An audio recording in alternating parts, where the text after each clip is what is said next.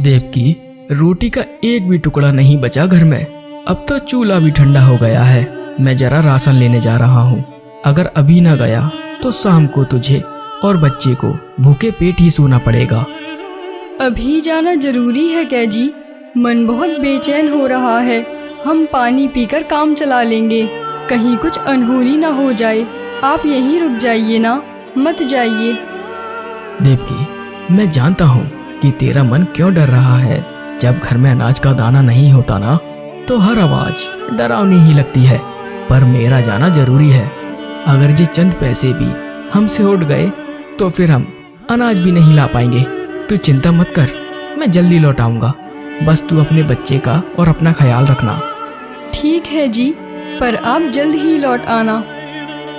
विरजू अपनी पत्नी से विदा लेकर राशन लेने जाने लगता है।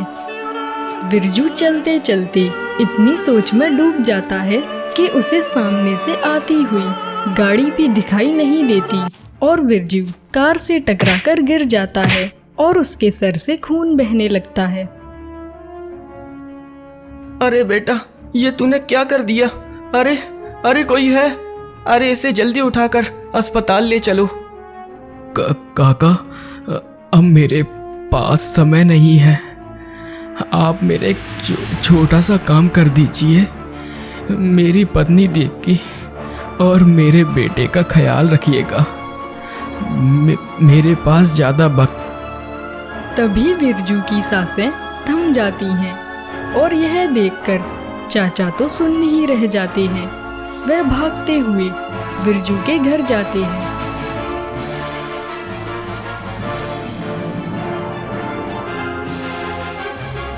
देवकी बेटी, हिम्मत रखना, अब बिरजू नहीं रहा। नहीं, हे भगवान, ये तूने क्या कर डाला? मेरा सुहाग उजाड़ दिया, मेरे बच्चों को अनाथ बना दिया। अब मैं किसके सहारे जीऊंगी? हे भगवान। उसी नगर में एक धनवान सेठ अपनी पत्नी यशोदा के साथ रहते थे। यशोदा पर किसी भी चीज की कोई कमी नहीं थी सिवाय एक संतान के। वह हमेशा शिव जी से प्रार्थना किया करती थी, हे भोलेनाथ, एक आप ही तो हो मेरी अंतिम उम्मीद। एक आपसे ही मुझे आस है, कभी तो मेरी गोद भरेगी। ऐसा कहकर यशोदा अपने घर जा ही रही थी कि तभी रास्ते में एक बूढ़ी औरत गुस्से से कहती है, क्यों री, बच्चे को जल्दी अंदर लेकर जा। अरे इस जैसी बांझ औरत की छाया भी बच्चे पर पड़ गई तो बच्चा बीमार पड़ जाएगा। इसकी नजर लग जाती है, जल्दी अंदर जा।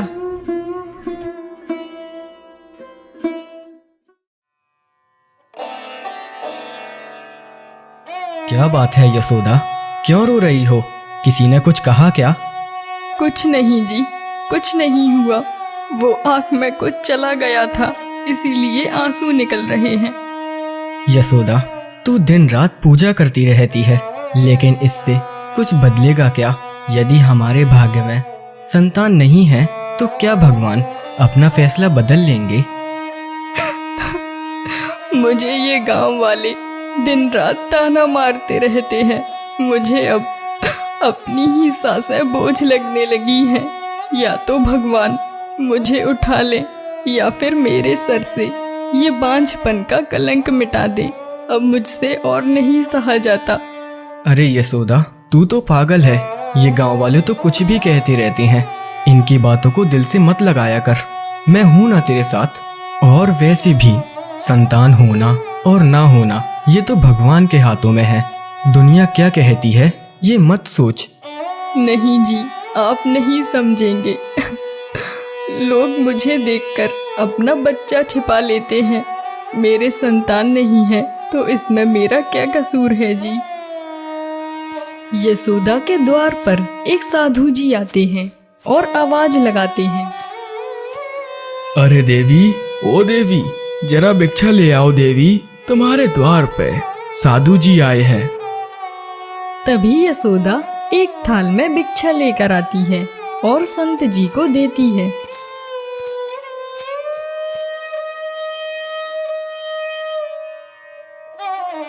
बहुत अच्छे बेटी, तेरी संतान हमेशा खुश रहे। तभी यशोदा साधु जी के सामने ही फूट फूट कर रोने लगती है।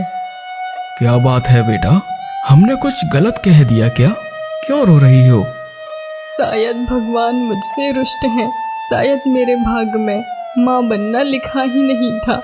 अब कुछ नहीं हो सकता बाबा।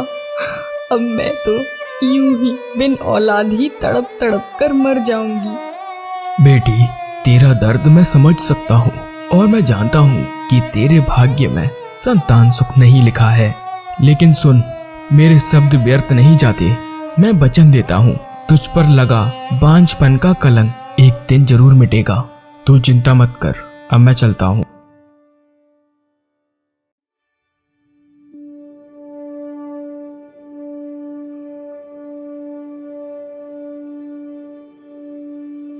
बिरजू के जाने के बाद भी देवकी नहीं टूटी। वो दूसरों के घरों में बर्तन मांजती, झाड़ू लगाती, खेतों में काम भी करती और अपने बेटे को पालती। खुद गर्भवती होने के बाद भी उधर यशोदा के जीवन में भी उम्मीद की एक नई किरण जागी थी। साधु बाबा के आशीर्वाद के बाद वो भी गर्भवती हो चुकी थी। अब हर सुबह वो भगवान शिव की पूजा करती। समय बीतता गया, 9 महीने पूरे हुए।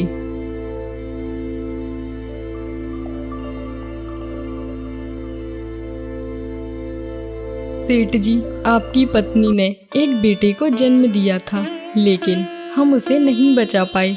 क्या? और मेरी यशोदा कैसी है?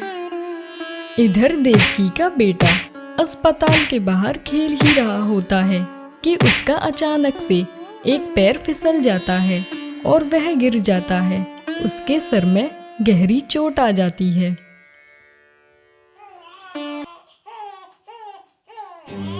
अरे देवकी, तुम्हारा बेटा बाहर खेल रहा था, अचानक उसका पैर फिसला और उसके सर में गहरी चोट आ गई।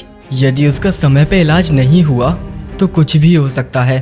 वो तो अच्छा है हमने उसे समय पर देख लिया। हे भगवान, क्या हुआ मेरे लाल को? वो ठीक तो है ना? आप उसका ऑपरेशन कर दीजिए। तुम्हारे बेटे के इलाज में 5 लाख रुपए लगेंगे। यदि समय पर पैसे जमा नहीं किए तो बहुत देर हो जाएगी। 5 लाख रुपए? मैं कहाँ से लाऊंगी इतने पैसे? मेरे पति तो पहले ही साथ छोड़ गए। अब ये बच्चा, हे भगवान, मैं इस नन्ही सी जान को छोड़कर किससे मदद मांगने जाऊं? और कौन मुझे 5 लाख रुपए देगा? मैं आपके आगे हाथ जोड़ती हूँ, मेरे बच्चे को बचा लीजिए, मेरा लाल। देवकी फूट फूट कर रोने लगती है और तभी वहाँ सेठ जी आते हैं। क्या हुआ बहन, क्यों रो रही हो? सेठ जी, मेरा बेटा, उसके सिर में चोट आई है। डॉक्टर ने 5 लाख रुपए मांगे हैं। मैं क्या करूं?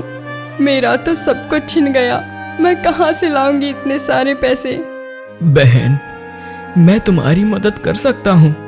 मेरी पत्नी ने भी आज एक संतान को जन्म दिया था, लेकिन हमारा बच्चा भी अब इस दुनिया में नहीं रहा। हम उसे नहीं बचा पाए। और वैसे भी मेरी पत्नी का दिल बहुत कमजोर है। अगर उसे होश आने से पहले बच्चा नहीं मिला तो शायद वो भी। मैं तुम्हारे आगे हाथ जोड़ता हूँ बहन, मुझे अपना छोटा बेटा दे दो।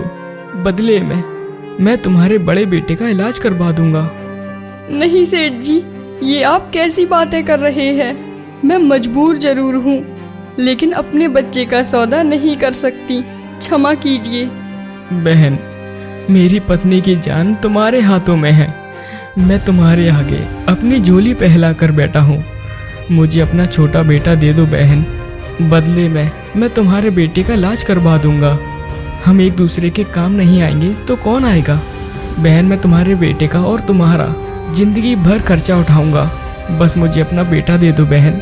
बहन, दे दो बेटा। नहीं सेठ जी, चाहे जो हो जाए, मैं अपने बच्चे को नहीं दूंगी। एक बच्चे की जान बचाने के लिए मैं दूसरे बच्चे की कुर्बानी नहीं दे सकती। मुझे अकेला छोड़ दीजिए। सेठ जी का दिल टूट जाता है। वो अपनी आंखों में आंसू लेकर कमरे से बाहर चले जाते हैं। भगवान, अब मैं क्या करूं? कहाँ जाऊं? मुझे कौन देगा इतने पैसे? मेरा बच्चा तो मर ही जाएगा। बहन जी, मेरा बेटा कैसा है? अरे, अब तुम्हारा बच्चा तो सुरक्षित है, उसका इलाज हो चुका है, अब वो खतरे से बाहर है। अरे, ये कैसे हुआ? इलाज के लिए तो 5 लाख रुपए चाहिए थे ना? तुम्हारे बेटे का इलाज तो हो चुका है और वो सेठ जी ने करवाया है। सचमुच वो बहुत ही बड़े दिल वाले हैं। उनका बच्चा तो नहीं बच पाया। अब शायद पत्नी भी बेचारी बाहर बैठकर रो रही हैं। उन्होंने मेरे लिए इतना किया और मैंने मना कर दिया।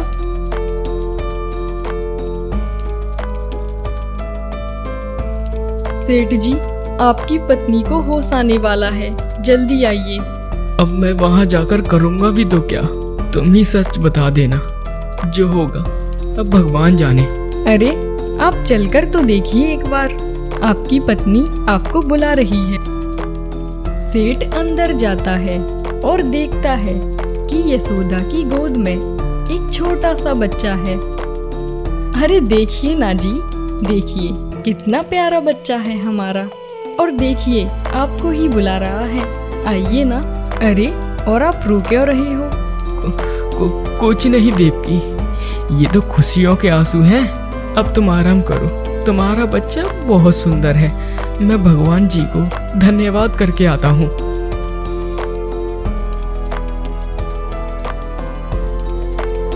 सेठ जल्दी जल्दी देवकी के कमरे में जाता है और जाकर देखता है कि वहाँ देवकी नहीं थी। अरे सुनो जरा, यहाँ एक औरत थी ना, वो कहाँ गई? अरे सेठ जी, वो तो अपने बेटे को लेकर घर चली गई। उसका बेटा तो ठीक है अब। सेठ भी अपनी पत्नी और अपने बच्चे को लेकर अपने घर आ जाता है। अरे जी, मुझे भी तो दीजिए ना बच्चे को, मुझे भी खिलाना है। हाँ भाग्यवान, ये लो। अब तो तुम खुश हो ना? अब तुम्हारे सर से वो बांझ होने का कलंक मिट गया है। अब तुम्हें देखकर कोई भी अपना बच्चा नहीं छुपाएगा।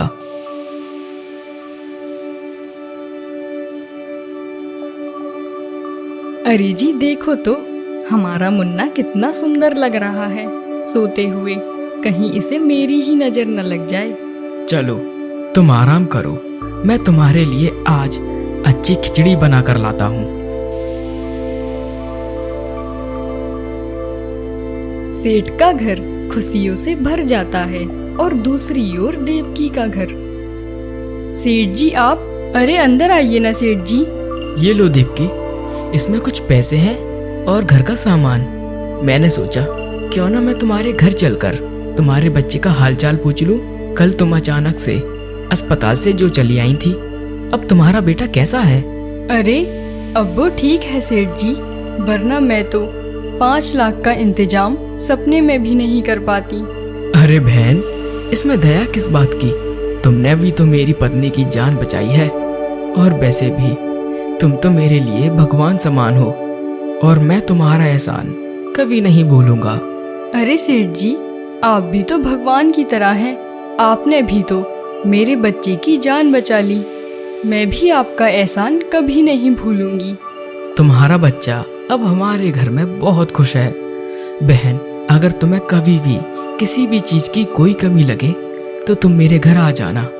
सेठ जी, अगर बुरा ना माने तो मैं एक बात कहूँ, क्या मैं मुन्ने को देखने आ सकती हूँ? मेरा बहुत मन है, बस एक नज़र देखकर चुपचाप से चली जाऊंगी। हाँ हाँ देवकी, जरूर आ सकती हो, क्यों नहीं आ सकती। परंतु याद रहे, यह बात मेरी पत्नी को पता ना चले कि तुम उस बच्चे की माँ हो। अच्छा देवकी, अब मैं चलता हूँ।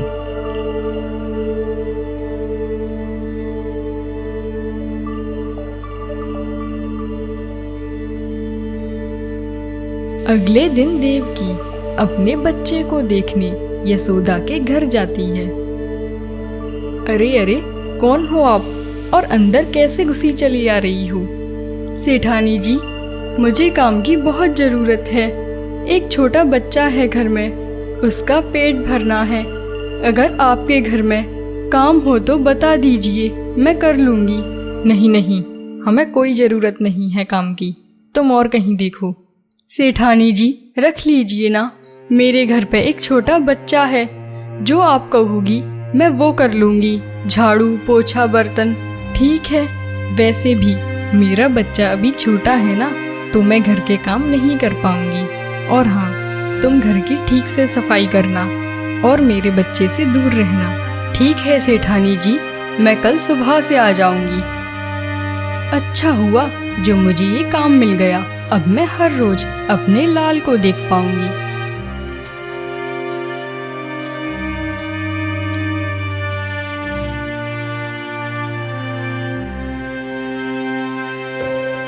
और अगले दिन से ही देवकी यशोदा के घर में काम करने लगी और वह छुप छुप कर अपने बच्चे को देखती। ऐसे ही समय बीतता गया और फिर एक दिन, अरे देवकी, मैं जरा नहाने जा रही हूँ, तू जरा मुन्ने को देखना, कहीं वो पलंग से न गिर जाए।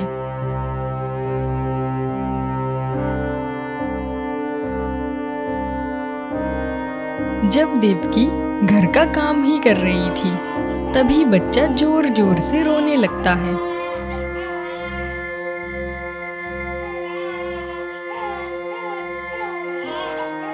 अरे मेरे लाल, क्यों रो रहा है तू? तेरी माँ आ गई है ना, अब तुझे किसी की जरूरत नहीं है। अब तेरी माँ तुझे रोज मिलेगी। अरे कितना सुंदर हो गया है तू, कहीं मेरी ही नजर न लग जाए। तभी यशोदा वहां आती है। क्यों रे देवकी, तू क्या कह रही थी मेरे बच्चे से? मैंने सब सुन लिया है, जा निकल जा मेरे घर से, मुझे कोई काम नहीं कराना। जब से आई है मेरे बच्चे पर ही निगाह है तेरी।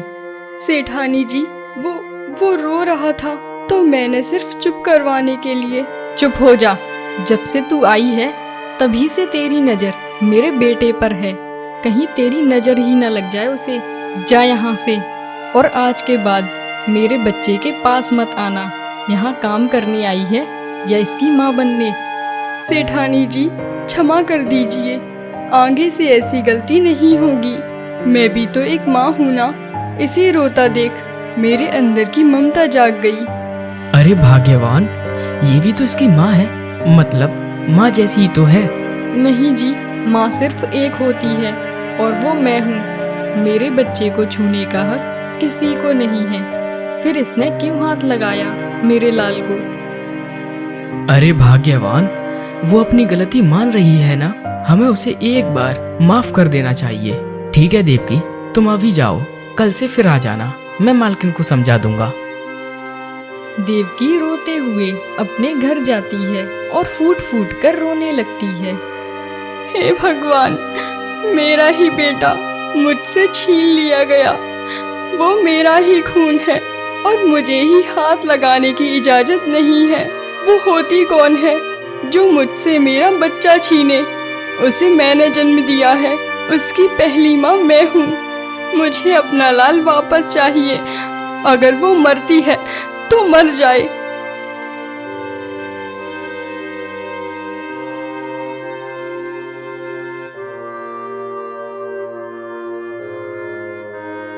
अरे सुनिए ना जी, मैं जरा मंदिर जा रही हूँ, आप मेरे लाल का ध्यान रखना। जब उसकी नींद खुलेगी तो वो मुझे ना देखकर रोने लगेगा। बस थोड़ी ही देर की तो बात है, मैं जल्द ही लौट आऊंगी।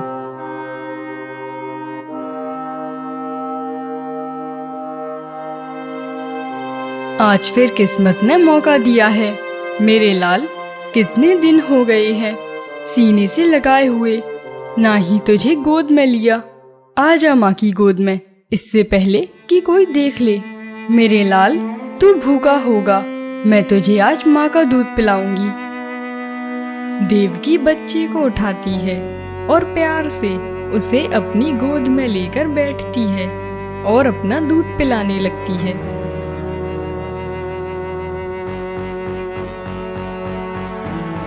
अरे ये क्या, मेरी पूजा की थाली तो घर पर ही रह गई, उसके बिना तो पूजा अधूरी रहेगी। चलो जल्दी से घर से उठा लाती हूँ।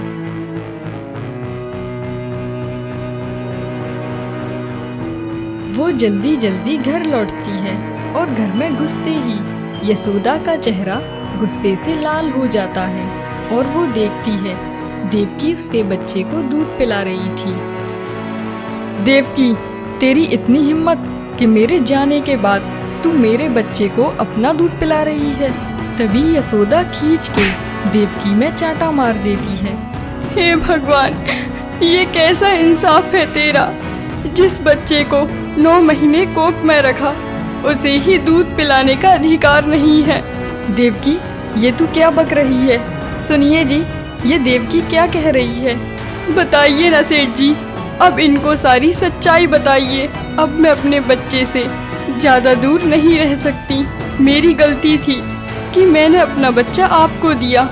जो आपने मुझे 5 लाख रुपए दिए थे वो मैं वापस कर दूंगी, पर मैं अपना बच्चा नहीं दे सकती। बोलिए ना, आप कुछ क्यों नहीं बोल रहे हैं? आप क्यों मूर्ति बने खड़े हैं? हाँ यशोदा, देवकी सच कह रही है। ये बच्चा ही देवकी का असली बच्चा है। हमारी संतान तो होते ही मर गई थी। वो तो अच्छा हुआ कि देवकी ने सही समय पर अपना बच्चा हमें दे दिया, वरना तुम्हारी जान बचाना बहुत मुश्किल थी। इसीलिए देवकी ने अपना बच्चा मुझे दिया। तो आपने मुझे बचाया ही क्यों? मर जाने देते। मैं कितनी बड़ी गलती कर रही थी। एक माँ से उसका बच्चा छीन रही थी। तभी यशोदा सदमा बर्दाश्त नहीं कर पाती और वो बेहोश हो जाती है। जाओ देवकी, अपना बच्चा ले जाओ। अब हमें अपने हाल पर छोड़ दो। जाओ, खुश रहो।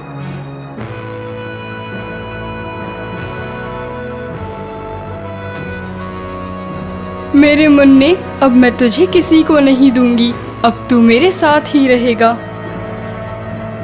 देवकी अपने बच्चे को ले जाती है और उसका बच्चा दिन रात अपनी माँ को ही याद करके रोता रहता है। और इधर यशोदा दिन पर दिन बीमार होती गई। ना कुछ खाती ना कुछ पीती, बस अपने बच्चे को ही याद करती रहती। अरे सुनिए जी, जरा अंदर तो आइए। देखिए, हमारा मुन्ना मिल गया। सेठ अंदर आता है और सेठानी की नादानी देखकर उसकी आंखों में से आंसुओं की धार बहने लगती है। मुन्ना, तू कहाँ चला गया था रे? तुझे पता है ना मैं तेरे लिए कितनी परेशान थी। तू अपनी माँ को क्यों बताकर नहीं गया? मेरे लाल, अब तू मुझे छोड़कर कहीं मत जाना। अगर तू मुझे छोड़कर गया तो तेरी माँ भी इस दुनिया को छोड़कर चली जाएगी।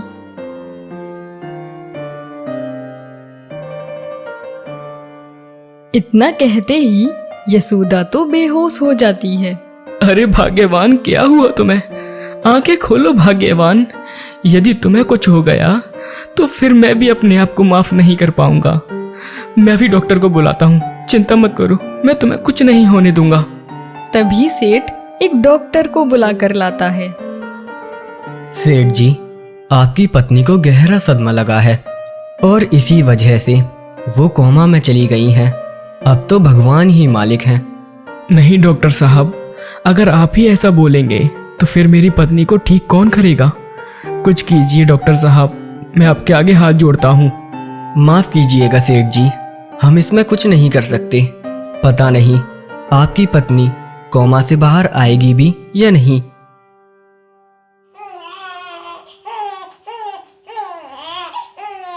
बेटा, जब से तुझे लेकर आई हूँ तब से ही रोए जा रहा है। मैं तेरी असली माँ हूँ। चुप हो जा बेटा। माँ, ये अपनी माँ को याद करके रो रहा है। माँ, जैसे आप मुझे कहीं छोड़कर चली जाती हो तो मैं भी आपको बहुत याद करता हूँ, वैसे ही माँ ये भी अपनी माँ को याद कर रहा है। माँ, आप इसे इसकी माँ के पास छोड़ आइए। ये हमें नहीं पहचानता, वरना ये ऐसे ही रो रो के मर जाएगा। नहीं नहीं बेटा, ये तू कैसी बातें कर रहा है? ये तो तेरा छोटा भाई है। मैं इसे दूसरों को कैसे दे आऊं? माँ, आप कितनी स्वार्थी हो। आपको सिर्फ अपना बेटा दिखाई दे रहा है और इसकी माँ दिखाई नहीं दे रही। ये बेचारा अपनी माँ के लिए तड़प रहा है और आप हो कि अपने अहंकार में से यहाँ ले आई। और वैसे भी माँ, जन्म देने वाले से पालने वाला बड़ा होता है। माँ, यदि इसे कुछ हो गया तो इसका पाप भी आपको लगेगा। माँ, एक बार उस माँ से पूछिए जिसने इसे अपने कलेजे से लगा कर रखा। माँ, कल कोई मुझे खरीदने आए तो पैसों के लालच में मुझे भी बेच देना। मेरे लाल, तूने मेरी आंखें खोल दी। मैं इसे अभी इसकी माँ के पास देकर आती हूँ। ऐसा कहकर देवकी बच्चे को लेकर सीधे सेठ के घर जाती है और वहां जाकर सेठ से कहती है, सेठ जी, मुझे माफ कर दो, मुझसे भूल हो गई। मैं आपकी अमानत आपको लौटाने आई हूँ। अब बहुत देर हो गई है देवकी, ये तुम्हारा ही बेटा है, इसे ले जाओ। अब इसे खिलाने वाली ही नहीं रही तो मैं इसका क्या करूँगा। जाओ, ले जाओ, खुश रहो तुम। नहीं नहीं सेठ जी, ऐसा कैसे हो सकता है। मैं देखती हूँ वो अपने मुन्ने को छोड़कर कैसे जा सकती हैं। मैं अभी सेठानी जी से मिलकर आती हूँ। देवकी यशोदा के पास जाती है और बच्चे को यशोदा के बगल में रखकर उसके पैर पकड़कर रोने लगती है। हे भगवान, ये मैंने क्या कर दिया। एक माँ को उसके बच्चे से अलग कर दिया। सेठानी जी, उठ जाइए, देखिए आपका मुन्ना आपको पुकार रहा है। आपको आपके मुन्ने की कसम, उठ जाइए सेठानी जी। मुन्ना, मेरे लाल, कहाँ चला गया था तू। तेरे बिना तेरी माँ अकेली पड़ गई थी। बेटा, अगर तू वापस नहीं आता तो मैं आज मर ही जाती। अब मुझे छोड़कर कहीं मत जाना, नहीं तो तेरी माँ जीते जी मर जाएगी। दीदी, मुझे माफ कर दो। मैं कुछ समय के लिए स्वार्थी हो गई थी। ये आपका मुन्ना है। अब मैं इस गांव को छोड़कर हमेशा के लिए जा रही हूँ। हो सके तो मुझे क्षमा कर देना। रुको देवकी, तुम कहाँ जा रही हो? अपने मुन्ने को तो अपने साथ लेकर जाओ। दीदी, मैं तो जन्म देने वाली देवकी हूँ, लेकिन पालने वाली यशोदा माँ तो आप हो। ये आपका मुन्ना है।